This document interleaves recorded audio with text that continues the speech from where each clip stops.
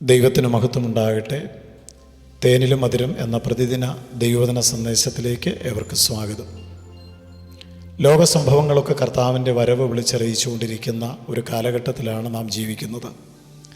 വളരെ ശ്രദ്ധയോടും ദൈവഭയത്തോടും ദൈവാശ്രയത്തോടും ജീവിക്കുന്നവർക്ക് മാത്രമേ അവരുടെ മുമ്പിൽ ഉള്ളതായ ഓട്ടം ഓടിത്തീർക്കുവാൻ കഴിയുകയുള്ളൂ. ആത്മാവിൽ ആരംഭിച്ച് ജഡത്തിൽ അവസാനിപ്പിക്കുകയാണ് പലരുടെയും ക്രിസ്ത്യ ജീവിതത്തിൻ്റെ ആരംഭം വളരെ നല്ലതായിരുന്നു. എന്നാൽ അവസാനം വളരെ വേദനാജനകമാണ് പലരുടെയും. നാം എത്ര നന്നായി ഓടുവാൻ ആരംഭിച്ചാലും നമ്മുടെ ഓട്ടം അത് അവസാനിപ്പിക്കുന്നത് എങ്ങനെയാണ് എന്നുള്ളതാണ് നമ്മുടെ ജീവിതത്തിൽ ഏറ്റവും പ്രധാനപ്പെട്ട ഒരു കാര്യമെന്ന് പറയുന്നത്. ദൈവം ആഗ്രഹിക്കുന്നത് നാം എപ്പോഴും ഒരു സ്ഥിരത ഉള്ളവരായിട്ട് തീരണമെന്നുള്ളതാണ്.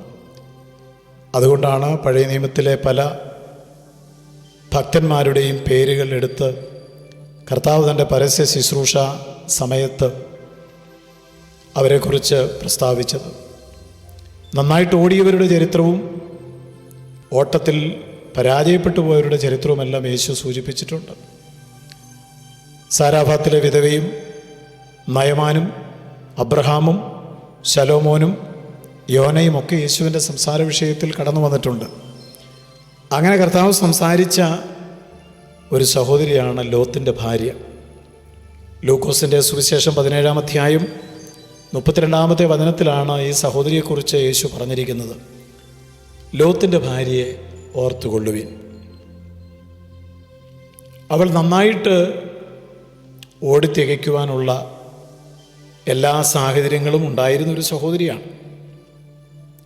ദൈവത്തിൻ്റെ ദൂതന്മാരെ ശുശ്രൂഷിക്കുവാനുള്ള ഭാഗ്യം ആ സഹോദരിക്ക് ലഭിച്ചിട്ടുണ്ട്.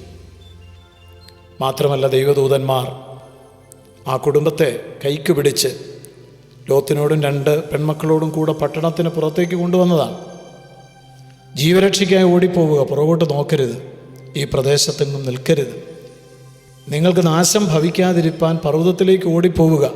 ഉൽപ്പത്തി പുസ്തകം 19-ാം അധ്യായം 17-ാമത്തെ വാക്യത്തിൽ ഈ ഭാഗങ്ങളൊക്കെ ഉണ്ട് എന്നാണ് ദൂതന്മാർ അവരോട് കൽപ്പിച്ചത്. അവർക്ക് ലഭിച്ചത് വലിയ ശക്തിയും അനുഗ്രഹവും ആയിരുന്നു. മാത്രമല്ല, ദൈവത്തിൻ്റെ സ്നേഹിതനായ അബ്രഹാമുമായിട്ട് ഒരാത്മീയ ബന്ധം ആ കുടുംബത്തിനുണ്ടായിരുന്നു. അബ്രഹാമിൻ്റെ കുടുംബത്തോട് ചേർന്ന് യാത്ര ചെയ്യുവാനും അബ്രഹാമുമായിട്ട് സഹകരിപ്പാനും അബ്രഹാം ചെന്നിടത്തൊക്കെ യാഗം കഴിച്ച് ദൈവത്തെ ആരാധിച്ചപ്പോൾ അതൊക്കെ അടുത്ത് നിന്ന് മനസ്സിലാക്കുവാനുമൊക്കെ ഈ സഹോദരിക്ക് ധാരാളം അവസരം ലഭിച്ചിട്ടുണ്ട്.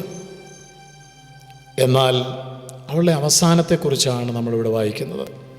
ലോത്തിൻ്റെ ഭാര്യയെ നിങ്ങൾ ഓർത്തുകൊള്ളുവാൻ പറയുന്നത്, അവൾ ഓട്ടം മുന്നോട്ട് ഓടിയെങ്കിലും പുറകോട്ട് നോക്കി ഉപ്പുതൂണായിട്ട് അവൾ മാറി. അതൊരു മുന്നറിയിപ്പായിട്ട് നമുക്ക് തന്നിരിക്കുകയാണ്.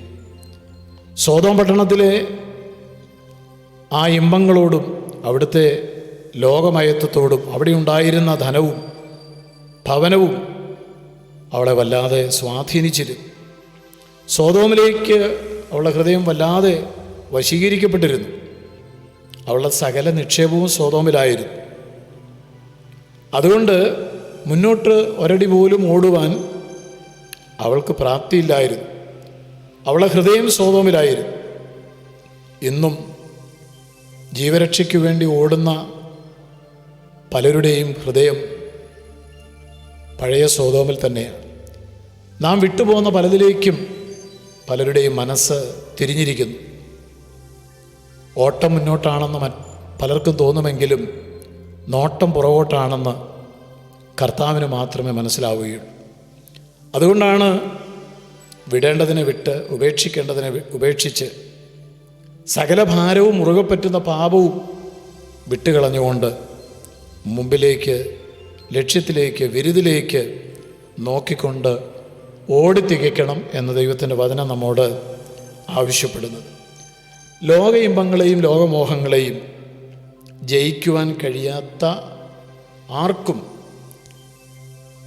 അവസാനത്തോളം ഓടി ജയം വരിപ്പാൻ സാധ്യമല്ല എന്നുള്ളത് ഈ സംഭവം നമ്മെ ഓർപ്പിക്കുന്ന ഒരു പ്രധാനപ്പെട്ട കാര്യമാണ്.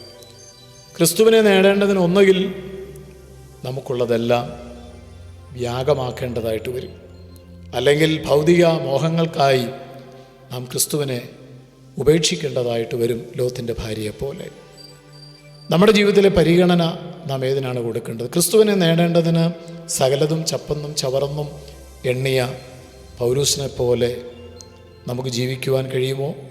അതോ ലോത്തിൻ്റെ ഭാര്യയെപ്പോലെ ലോക ഇമ്പങ്ങളെയും ജഡമോഹങ്ങളെയും കൺമോഹങ്ങളെയും ജീവനത്തിൻ്റെ പ്രതാപങ്ങളെയും ജയിപ്പാൻ കഴിയാതെ പരാജയപ്പെട്ടു പോയ അനുഭവം നമുക്കുണ്ടാകുമോ? നാം പരിശോധിക്കേണ്ടത് ആവശ്യമാണ്. കാലത്തിൻ്റെ ചുവരെഴുത്തുകൾ വായിച്ചാൽ കർത്താവിൻ്റെ വരവിൻ്റെ കാലൊച്ച ഏറ്റവും അടുത്തിരിക്കുന്നു എന്ന് മനസ്സിലാക്കണം. ഏതു നേരത്തും ഏത് സമയത്തും കർത്താവ് വാനത്തിൽ പ്രത്യക്ഷപ്പെടും. നാം ഒരുങ്ങിയിട്ടുണ്ടോ? നമ്മുടെ ഓട്ടം സ്ഥിരതയോടെ ആണോ? നാം ജീവകിരീടം പ്രാപിക്കുമോ? നമുക്ക് നമ്മളെ തന്നെ പരിശോധിക്കാം. കർത്താവെ, ഓടിയതും അധ്വാനിച്ചതും വൃഥാമായി പോകാതിരിപ്പാൻ ഈ വചനം ശ്രദ്ധിക്കുന്ന എല്ലാവർക്കും ദൈവം കൃപ നൽകണം. ക്രിസ്തുയേശുവിൻ്റെ നാമത്തിൽ തന്നെ ആമേൻ. തേനിലും മധുരമാ, തേനിലും മധുരമാ യേശു ക്രിസ്തു മാധുര്യമാ,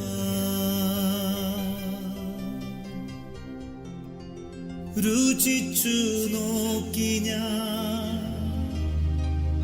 കർത്തൻ കൃപകളെ. യേശു ക്രിസ്തു